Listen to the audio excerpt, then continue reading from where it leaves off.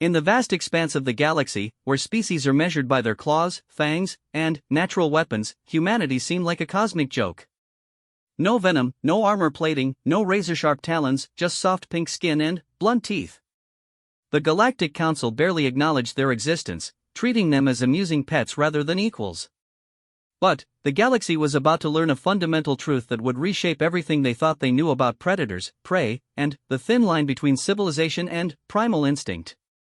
Because when the most feared apex predator in known space, a creature that had terrorized entire star systems, chose to call a small, unremarkable human family, the laughter would die in every throat across 1,000 worlds.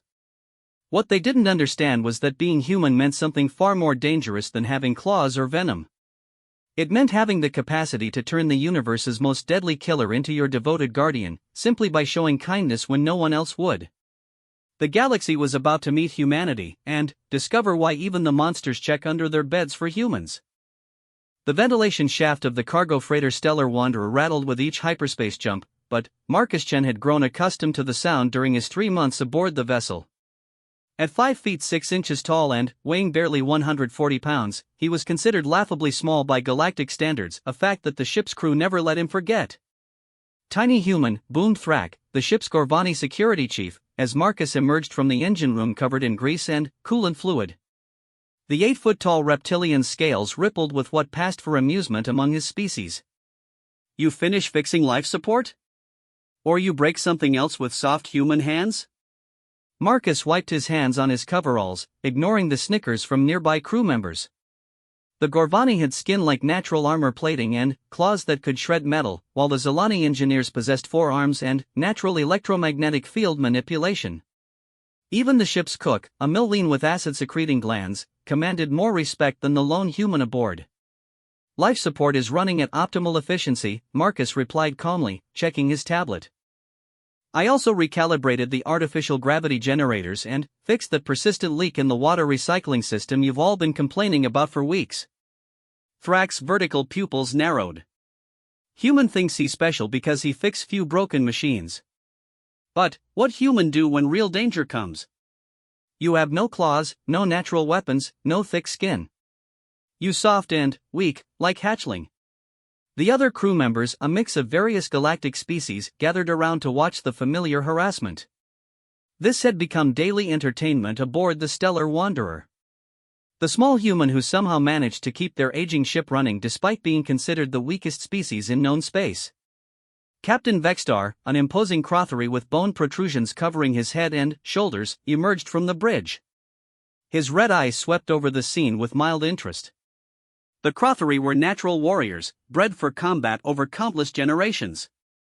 To him, humans were an evolutionary curiosity, somehow managing to achieve spaceflight despite lacking any obvious survival advantages. "What's the noise about?" the captain demanded. "Thrak is just helping me understand my place in the galactic hierarchy," Marcus said, his voice carrying no trace of anger or frustration. This only seemed to irritate Thrak more. "Human shows no proper fear," Thrak growled. "Maybe human too stupid to understand how weak it is." Marcus had heard variations of this conversation countless times since joining the crew on Kepler Station. Earth had only recently been granted limited membership in the Galactic Trade Consortium, more out of curiosity than respect.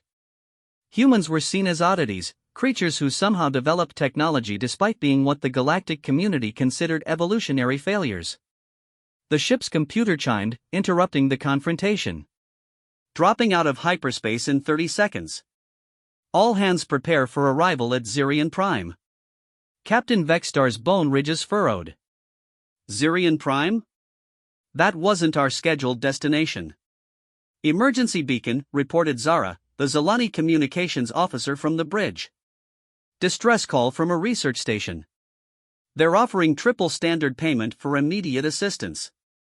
Triple payment meant enough credits to keep the aging freighter running for months. Captain Vexstar nodded grimly. "Set course for the research station. All crew to stations." As the ship dropped out of hyperspace, Marcus felt the familiar lurch in his stomach that came with the transition. Through the observation ports, Zirion Prime appeared a barren, rocky world with minimal atmosphere. A small research facility clung to the planet's surface like a metal tumor. Something's wrong, murmured Crix, the ship's Tentari navigator. His sensor-enhanced tentacles writhed nervously. I'm detecting massive structural damage to the facility. And the energy readings. What about the energy readings? Captain Vextar demanded. They're unlike anything in our databases. The signature is aggressive. Almost predatory. Marcus felt a chill that had nothing to do with the ship's temperature controls. In his months aboard the Stellar Wanderer, he'd learned to trust the instincts of the various crew members. When a species evolved to navigate by reading energy patterns expressed concern, it was worth taking seriously. The research station's communication array crackled to life, broadcasting a desperate message across multiple frequencies. The voice was definitely human, though heavily distorted by static and what sounded like screaming in the background. This is Dr. Sarah Kim at Zirian Research Station 7. We have a code black emergency. Repeat, code black. The containment breach has resulted in multiple casualties. The subject has. God help us, it's learned to hunt strategically. It's picking us off one by one. We need immediate evacuation. Whatever you do, do not attempt ground approach. It's drawn to vibrations and heat signatures. It's intelligent and it's angry and the transmission cut to static. Captain Vextar's expression grew grim. A code black meant total containment failure of a dangerous specimen. The fact that a human research team had been working with something that could cause such devastation was surprising. Humans weren't typically trusted with high-level xenobiology projects. Captain, called Zara from communications, I'm picking up another transmission. It's from the facility's emergency beacon, but it's not the standard distress pattern. Put it through. What came through the speakers wasn't a transmission in any conventional sense. It was a sound that made every crew member instinctively step backward. A low, rumbling growl that seemed to carry undertones of intelligence and malice. The sound lasted exactly 13 seconds before cutting off. Thrax's scales had gone pale. That's not in any of our xenobiology databases. Marcus found himself studying the sensor readings with growing concern. Whatever was down on that research station wasn't just dangerous, it was actively broadcasting its presence. That suggested either incredible arrogance or a hunting strategy so advanced it didn't care if prey knew it was coming. Analysis suggests the creature is approximately 12 to 15 feet in length, reported Crix, his tentacles now moving in rapid, anxious patterns. Mass readings indicate extreme density, possibly natural armor plating. And the thermal signature. What about the thermal signature? It's running several degrees hotter than the surrounding environment. Whatever this thing is, it has an accelerated metabolism. That usually indicates either rapid healing capabilities or heightened aggression.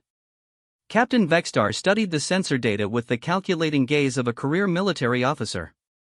The research station was clearly compromised, but the distress beacon meant human lives were potentially still at stake. More importantly, the triple payment offer meant they could afford to upgrade the ship's failing systems. We go in, he decided. But we maintain maximum safe distance. Transport teams only. No one goes planetside until we have a better understanding of the threat level. Captain, Marcus spoke up quietly, with respect, I should be part of the away team. The bridge went silent. Then, Thrak began laughing, a harsh, barking sound that echoed off the metal walls. Tiny human wants to face unknown predator. Thrak wheezed between laughs. Human have death wish? Or human just too stupid to understand danger? But Marcus wasn't paying attention to Thrak's mockery. He was studying the facility schematics on his tablet, cross-referencing them with the energy signature patterns Crix had detected. The facility's emergency protocols would have sealed most sections automatically during a code black, Marcus explained. But the power grid shows fluctuations consistent with something trying to break through containment barriers systematically. Whatever this creature is, it's not just randomly destroying things. It's problem-solving. Captain Vextar's bone ridges raised slightly, a sign of interest among his species. Continue. Human emergency protocols prioritize evacuation through specific routes. If survivors are still alive, they'll be following predetermined shelter procedures. But those procedures assume rescue teams will know human behavioral patterns. Marcus looked up from his tablet. I know how humans think under pressure. I know where they'd hide, and how they'd try to survive. The captain considered this. It was true that each species had distinct survival instincts and behavioral patterns. A Gorvani might try to fight its way out, while a Tentari would seek to blend with the environment. Humans were unpredictable, which made them either very dangerous or very dead in emergency situations. The human makes valid point, admitted Crix reluctantly. But what can soft human do against predator that has killed trained researchers? Marcus didn't answer immediately. Instead, he walked to one of the observation ports and stared down at the research facility. The structure was partially collapsed, with several sections showing signs of having been torn apart from the inside. Whatever had escaped containment was strong enough to rip through reinforced barriers and smart enough to do it strategically. I can think like the survivors, Marcus said finally. And I can think like the predator. Because sometimes the best way to survive isn't to fight or hide. Sometimes it's to understand what the other creature actually wants. Captain Vextar exchanged glances with his senior crew. The human's reasoning was sound, even if the human himself seemed laughably fragile. And they did need someone who understood human psychology to locate potential survivors efficiently. Very well, the captain decided. But you go with full protection escort. Thrak, select 2 of your best security personnel. And, human, if you slow down the team or put anyone at risk, I'll leave you on that planet personally. Marcus nodded calmly. Understood, Captain. As the crew began preparations for the away mission, none of them noticed the subtle change in the sensor readings from the planet's surface. The mysterious creature had stopped its random vocalizations.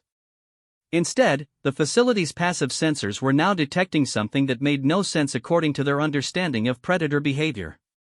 The creature had gone completely silent and appeared to be waiting. Almost as if it knew someone was coming. The shuttle bay of the Stellar Wanderer hummed with nervous energy as the away team prepared for deployment. Marcus checked his environmental suit for the 3rd time, knowing that unlike his crewmates, he lacked any natural protection against hostile environments.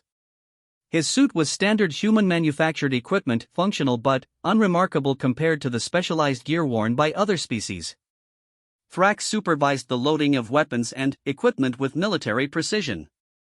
The Gorvani had selected 2 of his most experienced security officers, Voss, a Manthari whose chitinous exoskeleton could deflect small arms fire, and Hela, a Draxian whose natural camouflage abilities made her nearly invisible in most environments. Human, Thrak called out, hefting a plasma rifle that would have been comically oversized in Marcus's hands. You sure you don't want weapon? Even small predator dangerous to soft human. Marcus adjusted his tool belt, which contained various engineering implements and diagnostic devices. I'll be fine with what I have. This drew derisive snorts from the security team. To them, facing an unknown predator without heavy weaponry was essentially suicide. But Marcus had learned something during his months in space that his crewmates hadn't quite grasped yet. Humans had survived on Earth not because they were the strongest or fastest, but because they were adaptable and could read situations that other species missed. The shuttle Mercy's Edge was a sturdy transport designed for hostile environment operations. As they strapped in for launch, Marcus reviewed the facility schematics one more time. Xerion Research Station 7 was a xenobiology lab specializing in the study of predator species from various worlds. According to the records, they had been housing 17 different specimens, ranging from relatively harmless to extremely dangerous. Shuttle away, reported their pilot, a taciturn Zalani named Rax. ETA to research station, 12 minutes. Through the shuttle's viewports, the research facility grew larger as they approached. The damage was even more extensive than the sensors had indicated. Entire sections had been torn open from the inside, leaving twisted metal and debris scattered across the facility's perimeter. But what caught Marcus's attention wasn't the destruction, it was the pattern of it. Look at the breach points, Marcus said, pointing to the various holes torn in the facility's hull. They're not random. Something opened those specific sections for a reason. Voss clicked his mandibles skeptically. All destruction looked random to untrained eye. Predator probably just trying to escape. No, Marcus insisted, pulling up a 3D model of the facility on his tablet. Look, the first breach is here, in Section C. That's animal containment. The second breach is here, in Section A, that's the communications array. The third is the power distribution center, and the fourth is the main laboratory. Thrak leaned over to examine the display, his reptilian features creasing in concentration. Human think creature plan attack? I think it systematically disabled the facility's ability to call for help, then, cut power to the containment systems, and, finally, access the main laboratory. This isn't random destruction, it's strategic. The security team exchanged uneasy glances. Predators were dangerous enough when they acted on instinct, but a predator capable of strategic thinking was exponentially more lethal. 2 minutes to touchdown, announced Rax. I'm detecting some life signs in the facility, but they're faint and intermittent.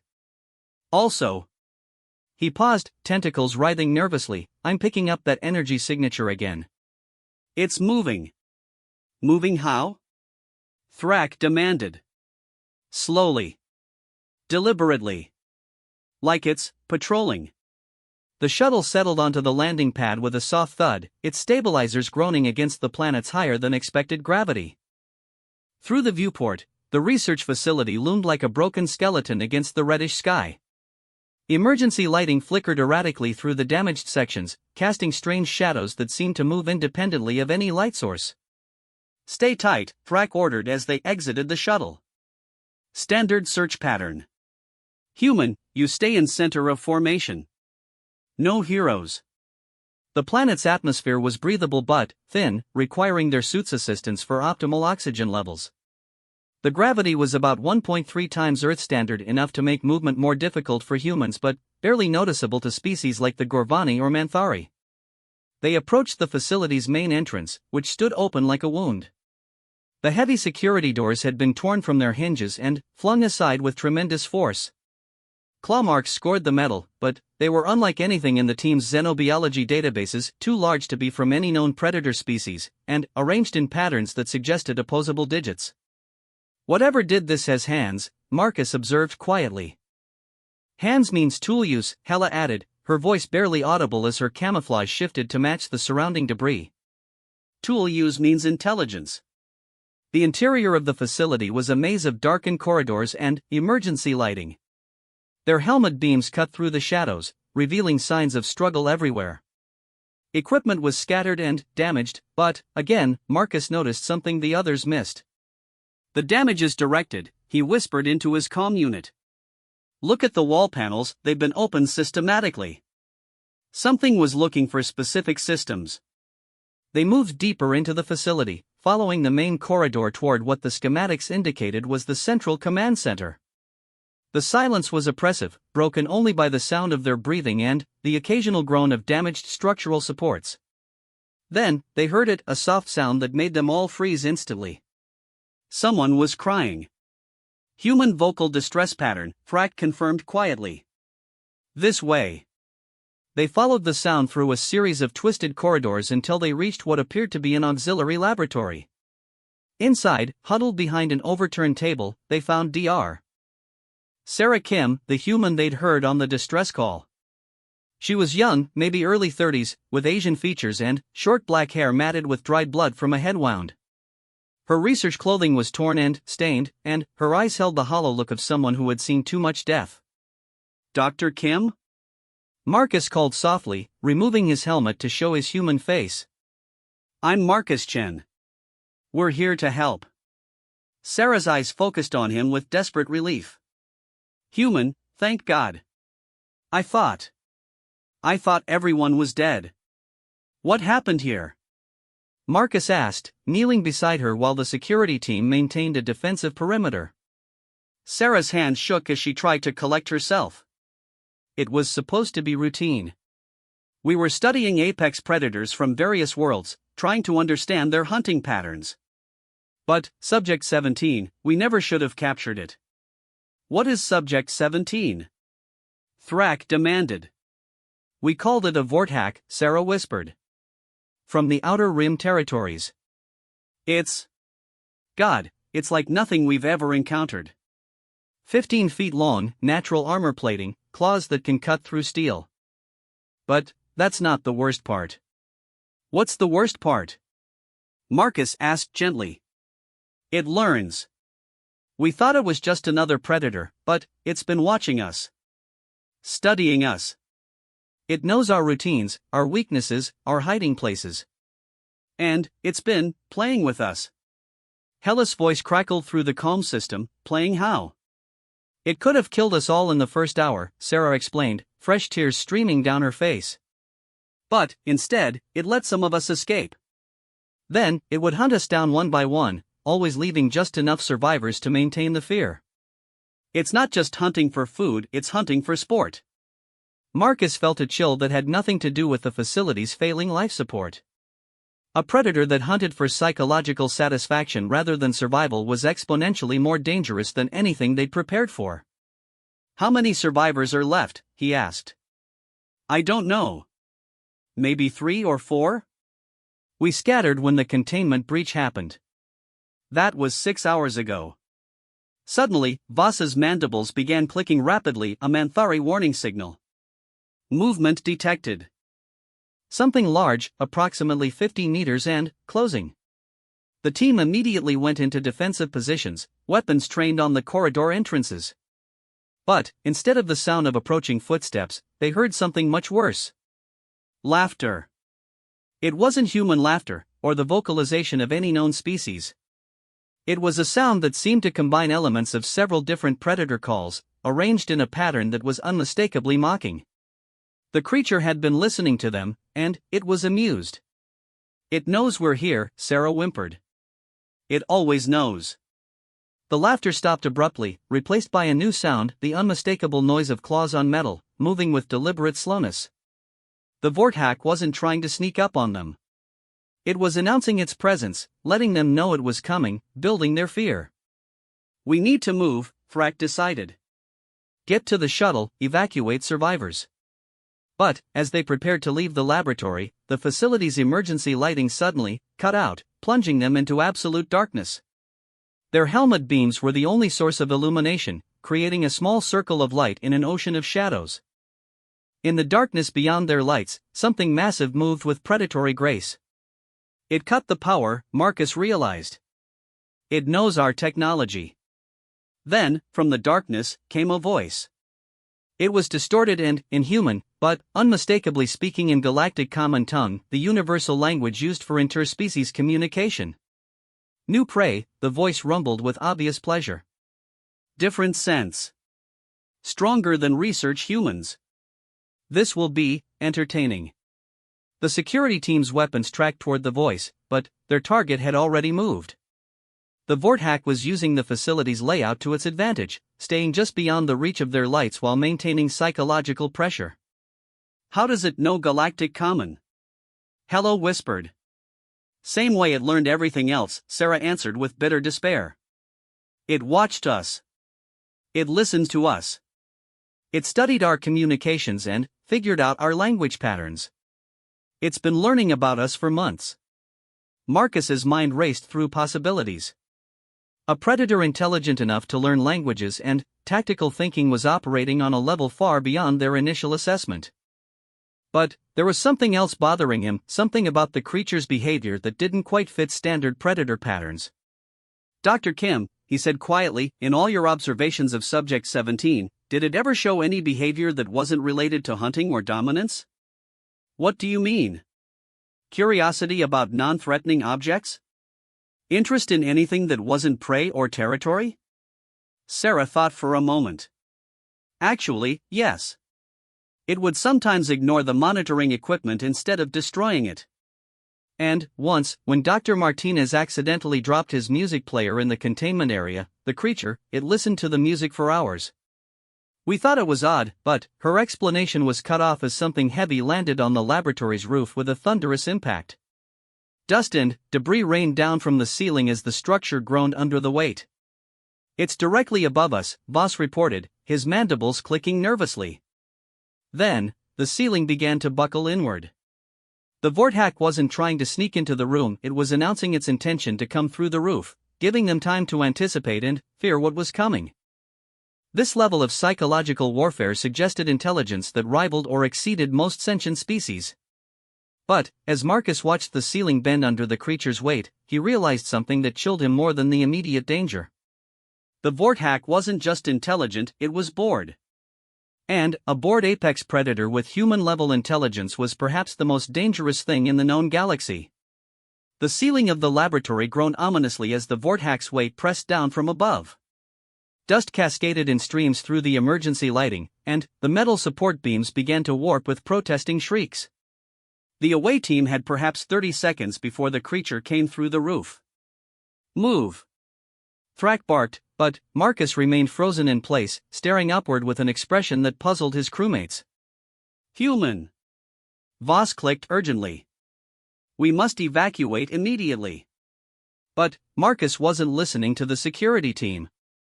Instead, he was focused on the sound pattern coming from above. The Vorthack's movements weren't random or urgent, they were rhythmic, almost musical. The creature was taking its time, savoring the anticipation of the hunt. "It's not just hunting," Marcus said quietly, ignoring Hellas' attempts to pull him toward the exit. "It's performing." "What are you talking about?" Sarah demanded, clutching her research tablet like a lifeline. The ceiling buckled further, and, suddenly, a massive claw punched through the metal plating. The appendage was unlike anything in their xenobiology databases, jet black with blue bioluminescent streaks running along its length. The claw itself was the size of a human forearm and looked capable of rending steel. But what caught Marcus's attention wasn't the weapon-like nature of the claw, it was the deliberate way it was moving. The Vorthack was tracing patterns in the metal, almost like it was drawing. "Dr. Kim," Marcus said urgently, "you mentioned the creature listened to music. What kind of music was it?" What? We're about to die and you're asking about what kind of music?" Marcus repeated firmly. Sarah's scientific training kicked in despite her terror. "Classical."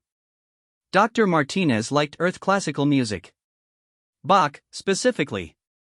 The creature seemed fascinated by the mathematical patterns in the compositions. Above them, the Vorthack's claw continued its methodical cutting, but now Marcus could see what others had missed. The cuts weren't random, they were following geometric patterns. The creature was creating an opening, but it was doing so with artistic precision. "It's not just intelligent," Marcus breathed. "It's creative." This realization changed everything. A purely predatory intelligence was dangerous but predictable. A creative intelligence was something else entirely, something that could be reasoned with, bargained with, or potentially even befriended. "Everybody stop moving," Marcus ordered suddenly. The security team looked at him as if he'd lost his mind. "Human, we must stop moving," Marcus repeated with such authority that even Thrak paused. "I need to try something." Marcus looked up at the ceiling where the Vorthack continued its methodical cutting and began to whistle.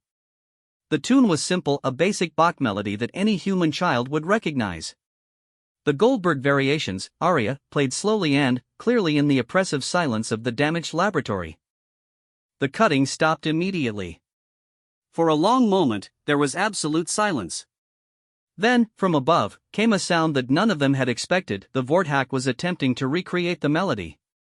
Its vocal cords weren't designed for human music, but the mathematical pattern was unmistakably the same tune Marcus had whistled.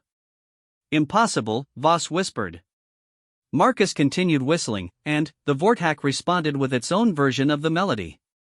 The creature's voice was deep and resonant, turning the delicate Bach piece into something that sounded like it was being performed by a pipe organ made of thunder. "It's communicating," Sarah whispered in amazement. "You're actually communicating with it." But the moment was shattered when Thrak, misunderstanding the situation entirely, chose that instant to open fire with his plasma rifle. The energy bolt struck the ceiling near where the Vorthack's claw had been, causing an explosion of sparks and molten metal. The response was immediate and terrifying. The Vorthack's roar of anger shook the entire facility, and the creature tore through the remaining ceiling in a display of raw fury. The team's helmet lights illuminated their first clear view of Subject 17, and it was far more intimidating than any of them had imagined. The Vortex stood 15 feet tall with a build that combined the worst aspects of every apex predator in the galaxy. Its body was covered in natural armor plating that gleamed with bioluminescent patterns, while 6 limbs, 4 arms and 2 legs gave it incredible versatility in combat. Its head was elongated and reptilian, with multiple rows of teeth designed for rending flesh, but its eyes held unmistakable intelligence. And, right now, that intelligence was focused on Thrak with lethal intent. "You shot at it while I was trying to communicate," Marcus shouted over the creature's roars. The Vortex dropped into the laboratory with surprising grace for something its size. Its 6 limbs allowed it to move in ways that defied conventional understanding of predator locomotion. It could attack from multiple angles simultaneously while maintaining perfect balance. Thrak fired again, but the Vortex was no longer where his weapon was aimed. The creature moved with liquid speed, flowing around the plasma bolts like they were standing still.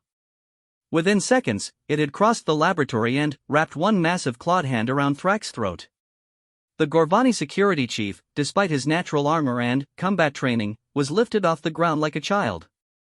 The Vortex grip was precisely calibrated, tight enough to immobilize Thrak but not quite tight enough to crush his windpipe. This wasn't a killing strike, it was a demonstration of power. "Wait!" Marcus called out, stepping forward despite every instinct screaming at him to run. "Please." The Vortex's luminous eyes shifted to focus on Marcus, but it didn't release Thrak. Instead, it tilted its head in what was unmistakably a questioning gesture. "He didn't understand," Marcus continued, his voice steady despite the terror coursing through his system. "We came here to help the survivors, not to hunt you." Thrak was afraid and reacted defensively. The creature's head tilted further, and it made a sound, not the roar of an angry predator, but something that sounded almost like a question. Sarah, her scientific instincts overriding her fear, pulled out her research tablet and began typing frantically. "It's trying to communicate. Look at its posture, the way it's holding Thrak, it's demonstrating restraint. It could have killed him instantly, but it's choosing not to." The Vortex's eyes shifted between Marcus and Sarah, then to the other members of the team. It was clearly evaluating them, trying to understand their intentions and capabilities.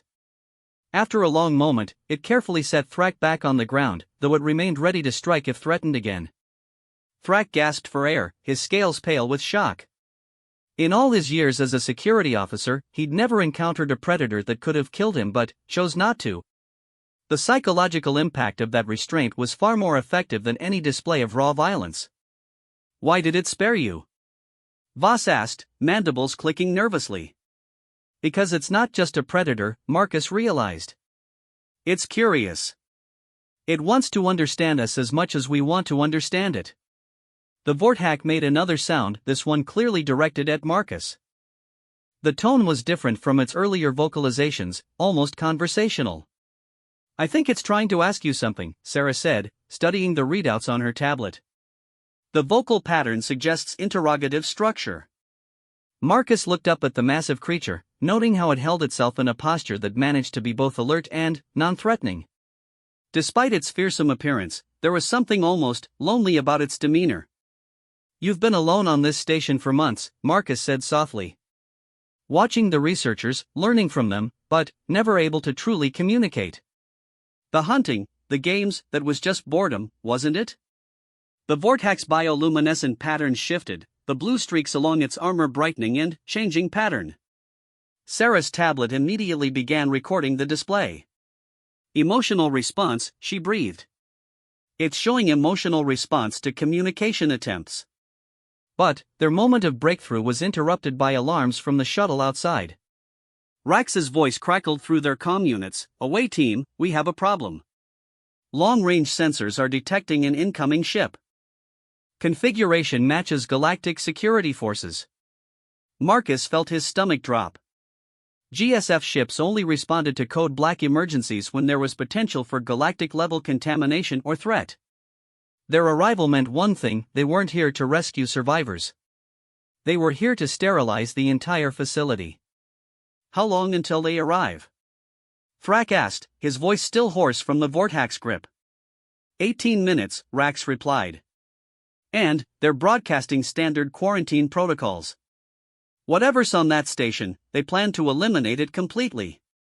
The Vortex's head snapped toward the ceiling, and its pattern shifted again, this time to colors that clearly indicated alarm. Either it understood galactic common better than they'd realized, or it could sense the approaching threat through other means. It knows, Sarah said, watching the creature's agitation. It understands what's coming. Marcus looked at the magnificent, terrifying, intelligent being before him and made a decision that would have seemed insane just hours earlier. We have to get it off this planet. Are you crazy? Voss demanded. That thing is an apex predator. We cannot transport it to populated areas. It's not just a predator, Marcus insisted. It's a sentient being capable of learning, creativity, and restraint. The GSF is coming to kill it simply because they don't understand what it is. The Vortex's attention focused on Marcus again, and this time its posture clearly indicated it was listening intently to the conversation. The creature was following their debate and understood that its life hung in the balance. Even if we wanted to help, Thrak said, still nursing his throat, our shuttle cannot accommodate creature that size. The cargo hold, Marcus said immediately. We could modify the cargo hold. In 18 minutes?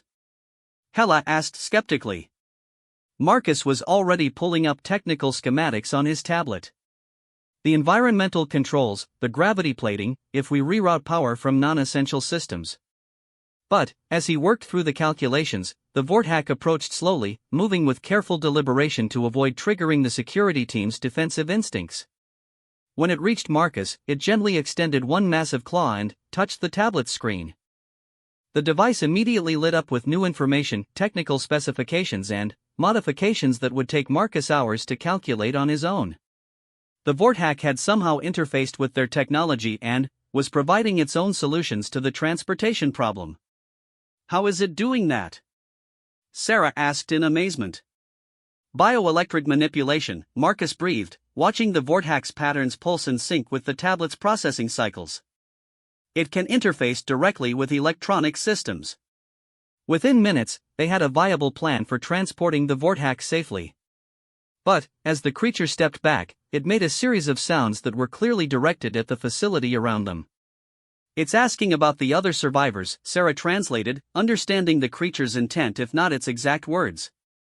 It knows there are still humans hiding in the facility. Marcus felt a chill as he realized the full scope of their situation. They had 16 minutes to modify their shuttle, locate and evacuate the remaining human survivors, and escape before the GSF arrived with enough firepower to reduce the entire research station to radioactive dust.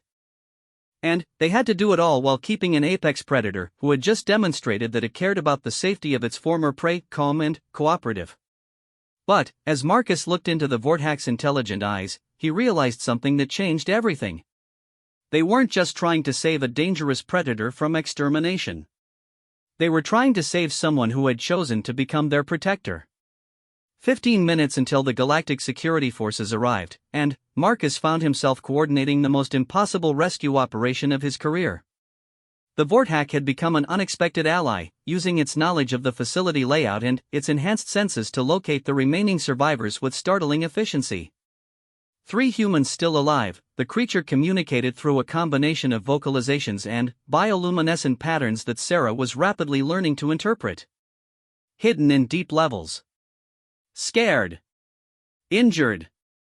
The evacuation plan was ambitious to the point of seeming suicidal.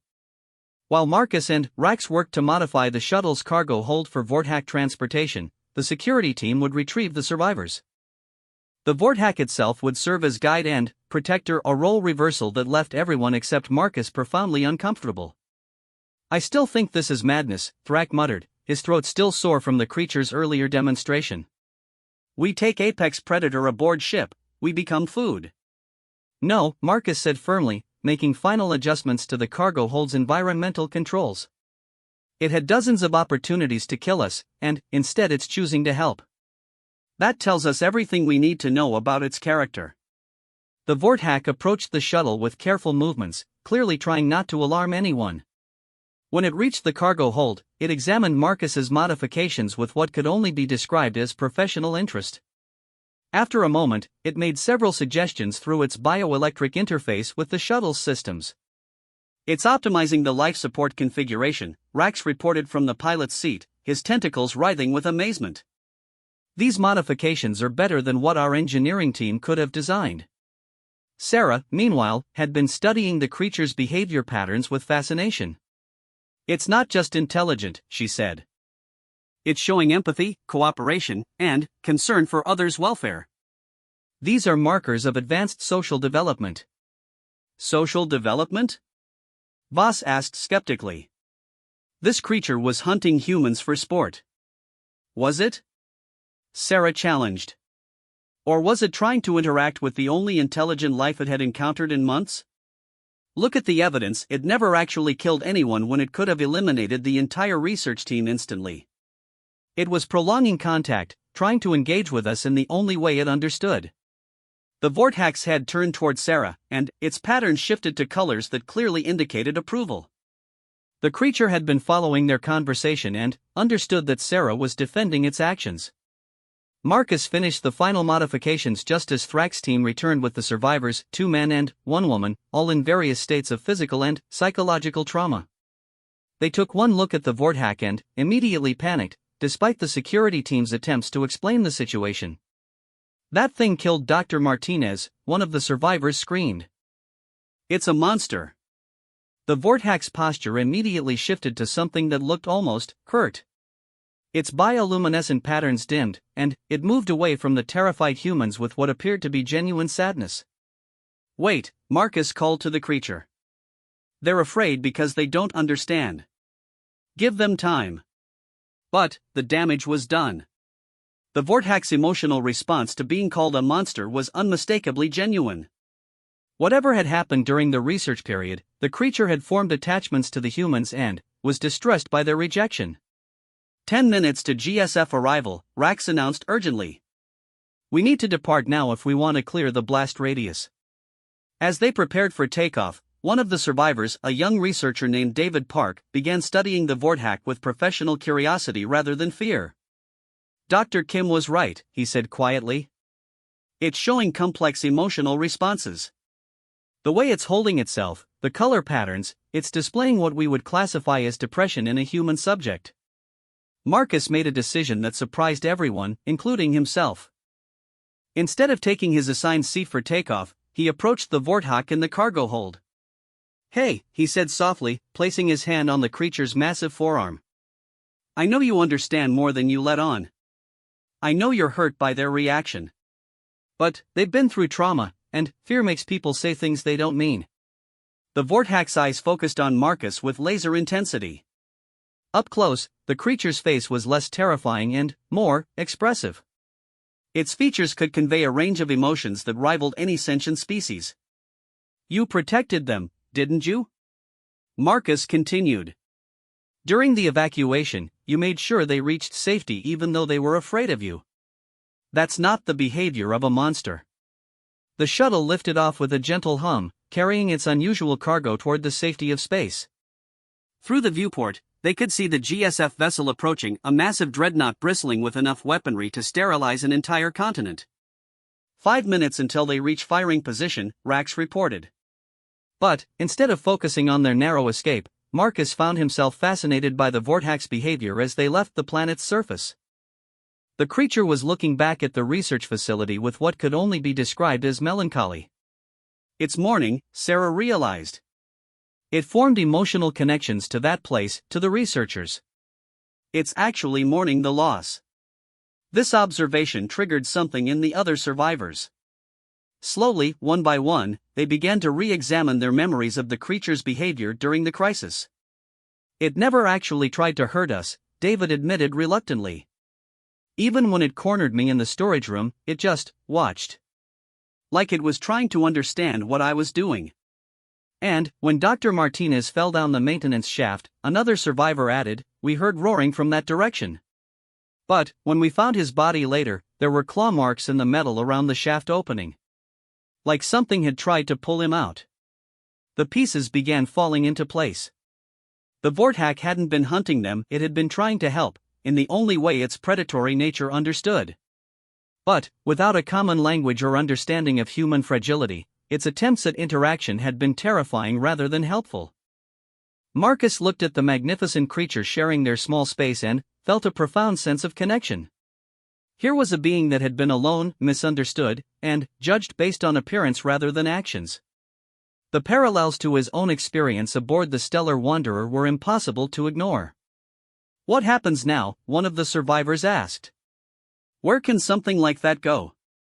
It was a valid question. The Galactic Consortium had strict regulations about dangerous species, and the Vorthack would likely be classified as a threat regardless of its actual behavior. Most inhabited worlds would refuse to allow it sanctuary. "Earth," Marcus said suddenly.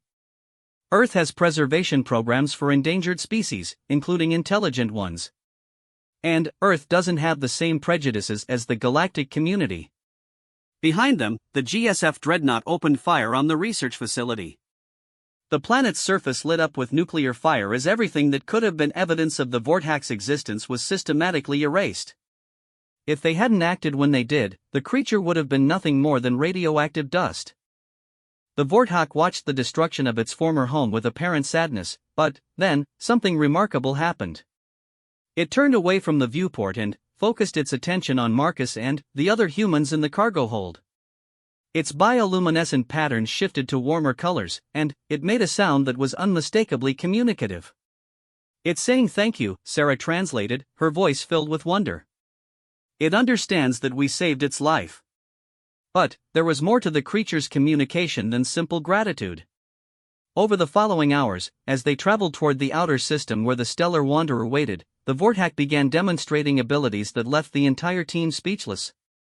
It could interface with the shuttle's navigation systems, providing more efficient routes through gravitational fields.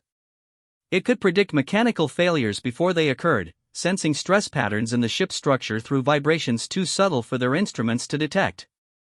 Most remarkably, it began learning human languages at an accelerated rate, progressing from simple word recognition to complex sentence structure in a matter of hours. "Its cognitive processing speed is extraordinary," David observed. "It's like watching someone fast forward through years of education." More than that, Marcus realized. It's developing emotional intelligence alongside intellectual growth. "Look how it responds to our moods, our body language, our vocal tones." The Vorthack had begun responding to each team member as an individual, adapting its communication style to their personalities and comfort levels. With Sarah, it shared scientific observations. With the security team, it demonstrated respect for their protective instincts. With Marcus, it showed something that looked remarkably like friendship. When they finally docked with the Stellar Wanderer, Captain Vextar's reaction was predictable. "Absolutely not," the Crothery captain stated flatly when presented with their unusual passenger. "I will not transport Apex Predator on civilian vessel." "Captain," Marcus said respectfully, "with respect, this isn't just a predator. It's a refugee who needs our help. It's dangerous." Thrak added, though his protest lacked its usual conviction. Despite himself, he'd been impressed by the creature's restraint and intelligence. But it was the Vorthack itself that settled the matter. Instead of trying to intimidate or dominate, the creature approached Captain Vextar with clear submission postures and began demonstrating its value to the ship. Within minutes, it had identified 3 critical system failures that the crew hadn't noticed and provided solutions that would save them weeks of repairs.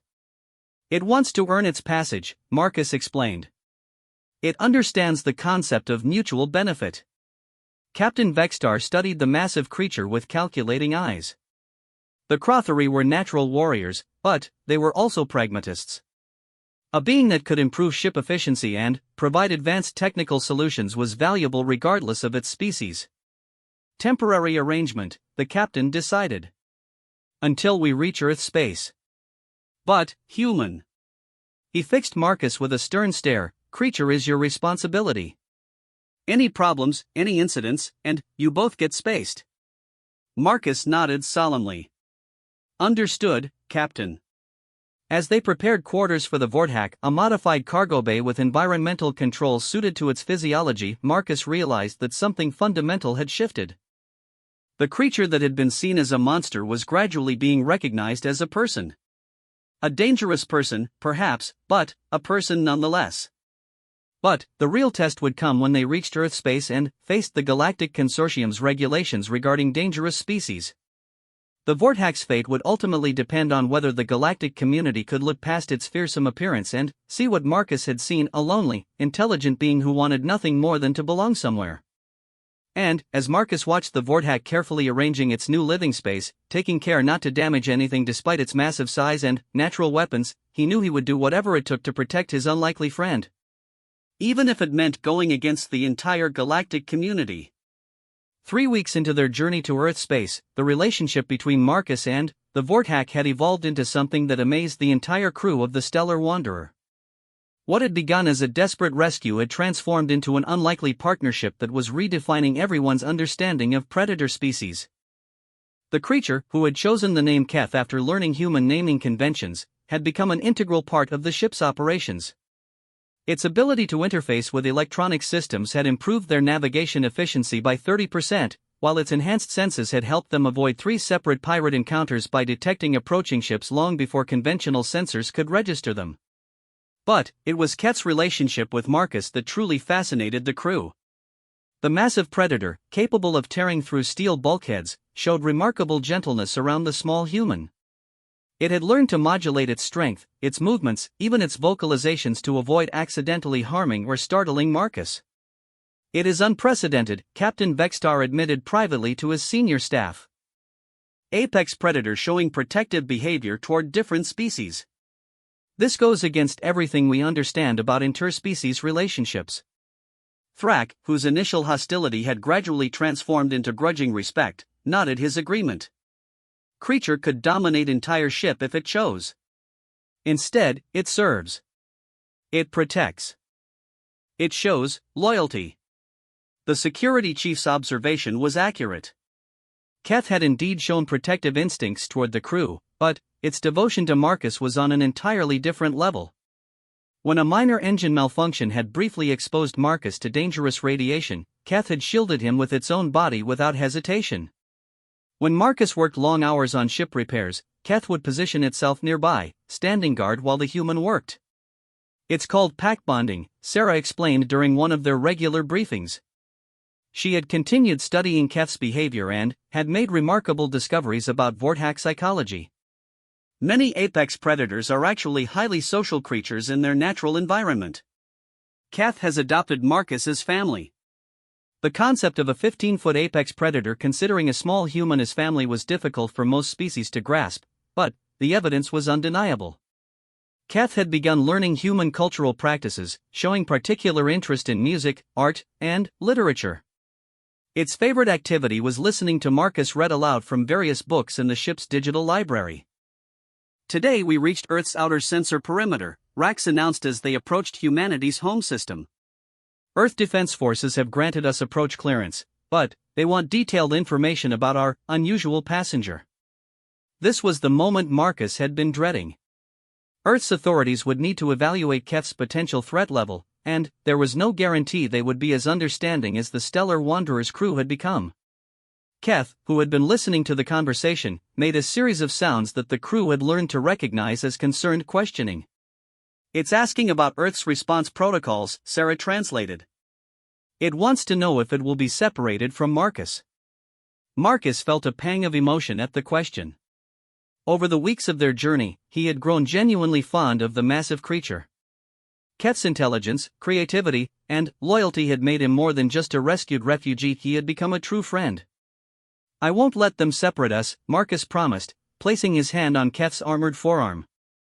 "Earth has laws protecting sentient beings from discrimination." But, as they approached Earth space, their situation became more complicated. A galactic consortium enforcement vessel had been waiting for them at the edge of the system, and its commander was requesting permission to board for an inspection. "This is Commander Zexhai of the GCE vessel Righteous Purpose," came the communication. "We are here to investigate reports of an unauthorized dangerous species transport. Prepare to be boarded." Captain Vextar's expression grew grim. The Galactic Consortium's enforcement wing had significant authority over interspecies matters, and they were notorious for their harsh treatment of beings they classified as threats. They want to take Keth, Marcus realized with growing alarm. The boarding party that arrived was led by a Crothery enforcement officer whose demeanor was far more rigid and hostile than Captain Vextar's. Commander Zexai was accompanied by a full security detail and a xenobiology specialist whose job was to assess dangerous species. "Where is the specimen?" Commander Zexai demanded without preamble. "Keth is in the main cargo bay," Captain Vextar replied carefully. "But, I should warn you, it has formed strong social bonds with my crew. Any aggressive actions could provoke a defensive response." "Social bonds with a Class 5 apex predator are impossible," the xenobiology specialist stated flatly. "The creature is using behavioral mimicry to lower your defenses before attacking." Marcus stepped forward, his voice steady despite his fear. "With respect, sir, you're wrong. Keth isn't mimicking social behavior, he's genuinely social. He's intelligent, creative, and capable of complex emotional responses." Commander Zexai's eyes narrowed. "You are the human who initiated this unauthorized transport. You will be held responsible for any damage this creature causes." "Then, you'd better let me demonstrate that there won't be any damage," Marcus replied. Against the protests of his security team, Marcus led the enforcement party to the cargo bay where Keth waited. The massive Vorthak was immediately alert when the strangers entered, but, instead of showing aggression, it positioned itself protectively in front of Marcus. "Fascinating," the xenobiology specialist murmured, recording everything. "Protective positioning toward a member of a different species. This is highly unusual behavior." Commander Zexai was less impressed. "Stand aside, human. We're taking the creature into custody for proper containment." "No," Marcus said firmly. "Keth isn't a threat, and he's not property to be confiscated. He's a sentient being with rights." "Apex predators have no rights," the commander replied coldly. "They are classified as dangerous fauna and subject to quarantine or elimination." Keth, who had been following the conversation, made a sound that drew everyone's attention. It wasn't a roar or growl, it was unmistakably words in Galactic Common, spoken with careful pronunciation. "I am not fauna," Keth said clearly. "I am person. I choose family. I choose Marcus." The enforcement team was stunned into silence. Their instruments had been prepared to handle a dangerous animal, not a being capable of articulate self-advocacy. "Impossible," the xenobiology specialist whispered. "Vorthaks don't have the vocal structure for complex language." "This one adapted," Sarah interjected, stepping forward with her research data. "Keth has been learning and evolving linguistically at an extraordinary rate. He's developed unique solutions to overcome his species' natural vocal limitations." But Commander Zexai was unmoved by scientific evidence. "Regardless of its communication abilities, the creature remains classified as a Class 5 threat. It will be transported to a containment facility for further study." That was when Keth made a decision that changed everything. Instead of resisting or showing aggression, the massive predator did something that shocked everyone present. He lowered himself into a submissive posture and began to speak, not to the enforcement officers, but directly to Marcus. "Marcus," Keth said, his voice carrying unmistakable emotion, "if they take me, I understand. You gave me life when others would give death. You gave me friendship when others give fear. You gave me family when I had none. This gift is enough. I will go peacefully if it protects you from trouble." The cargo bay fell completely silent. Even the hardened enforcement officers were visibly affected by the creature's words. This wasn't the behavior of a mindless predator, it was the response of someone willing to sacrifice their freedom to protect their loved ones. Marcus felt tears streaming down his face as he realized what Keth was offering. The creature was willing to give up everything they had built together rather than risk Marcus's safety or freedom. "No," Marcus said firmly, wiping his eyes. "Absolutely not. We're family, Keth. Family doesn't abandon each other." He turned to face Commander Zexai with a determination that surprised everyone, including himself. "Commander, you want to classify Keth as dangerous fauna? Fine. But, first, you'll have to explain to the Galactic Council why you're violating the Sentient Rights Accords." "The what?" the commander asked, clearly confused. Article 7 of the Galactic Consortium Charter, Marcus continued, pulling up the legal document on his tablet. Any being capable of self-advocacy, complex reasoning, and moral decision-making is entitled to recognition as a sentient person, regardless of species of origin. Keth just demonstrated all three criteria in front of witnesses. The xenobiology specialist was furiously checking his own databases. After several minutes, his expression changed from confidence to uncertainty. The human is correct. The legal precedent exists, though it's never been applied to a predator species. Commander Zexhi's rigid posture faltered slightly. Even if the creature qualifies for sentient status, it remains dangerous. The safety protocols can be satisfied through proper documentation and monitoring, Captain Vexstar interjected. My ship has transported the Vorthak for 3 weeks without incident. It has proven itself cooperative and beneficial to our operations. But it was Thrak's testimony that truly sealed the matter. The Gorvani security chief, who had initially been Keth's harshest critic, stepped forward with a formal statement. As senior security officer, Thrak declared, I testify that Vorthak-designated Keth has shown no aggressive behavior toward crew. Instead, it has protected crew from dangers and improved ship safety. If this creature is dangerous, then it is dangerous only to enemies of those it considers family. The enforcement team found themselves in an unprecedented situation. Their mission had been to capture a dangerous predator, but they were instead faced with a legal and ethical dilemma involving a being that clearly met the criteria for personhood. After several hours of debate and consultation with Galactic Council legal experts, Commander Zexhi reached a reluctant decision. The creature, the individual, will be granted provisional sentient status pending full evaluation by the Council. However, it must be accompanied by a certified guardian who accepts full legal responsibility for its actions. I accept that responsibility, Marcus said immediately. Human, Commander Zexhi warned, you understand the implications? You will be legally liable for any actions this being takes. Your freedom and, potentially your life are forfeit if it causes harm. Marcus looked at Keth, who was watching the proceedings with obvious anxiety. The massive predator who could have torn apart the entire enforcement team was instead trusting Marcus to determine his fate. I understand completely, Marcus replied. And I accept full responsibility. The legal formalities took several more hours, but, eventually, Keth was granted official recognition as a sentient individual under Marcus's guardianship. The Vorthak would be allowed to accompany Marcus to Earth, where he would undergo further evaluation by human xenobiologists and legal experts. As the enforcement team prepared to leave, Commander Zexhi pulled Marcus aside for a private conversation. Human, the Crothry said quietly, you have taken enormous risk for creature you barely know. Why? Marcus considered the question carefully.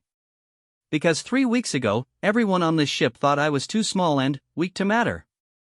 They laughed at the idea that a human could contribute anything meaningful to the crew. But Keth never laughed. From the moment we met, he saw me as worthy of respect and friendship. That kind of loyalty deserves to be returned. Commander Zexhi studied Marcus with new interest. And, now? Now they understand that being small doesn't mean being weak, and being different doesn't mean being dangerous. Keth taught them that lesson just by being himself. As the enforcement vessel departed, the crew of the Stellar Wanderer gathered in the cargo bay to bid farewell to their unusual passengers. Marcus and Keth would be transferring to an Earth transport for the final leg of their journey. We'll see you again? Thrak asked, addressing both Marcus and Keth. Yes, Keth replied in carefully pronounced Galactic Common. Family stays connected across distance. The Gorvani security chief nodded solemnly. Then, is not goodbye. Is, until next time. As their transport approached Earth, Marcus reflected on the extraordinary journey that had brought them together. He had started as the small human everyone laughed at, someone whose contributions were dismissed and whose presence was barely tolerated. But now he was returning home as the guardian of the galaxy's most unlikely refugee, having proven that sometimes the smallest person could make the biggest difference. More importantly, he had gained something he had never expected to find among the stars, a friend who would stand by him against any danger, who valued his friendship above freedom itself. The galaxy had laughed at the small human, but they had stopped laughing when the deadliest predator in known space chose to call him family. And, as their transport entered Earth's atmosphere, both Marcus and Keth knew that their greatest adventures were still ahead of them. Because together, they had learned the most important lesson the galaxy could teach, that family isn't defined by species, size, or strength. It's defined by the choice to stand together, no matter what the universe throws at you. In the end, that choice had made them both stronger than either could have been alone.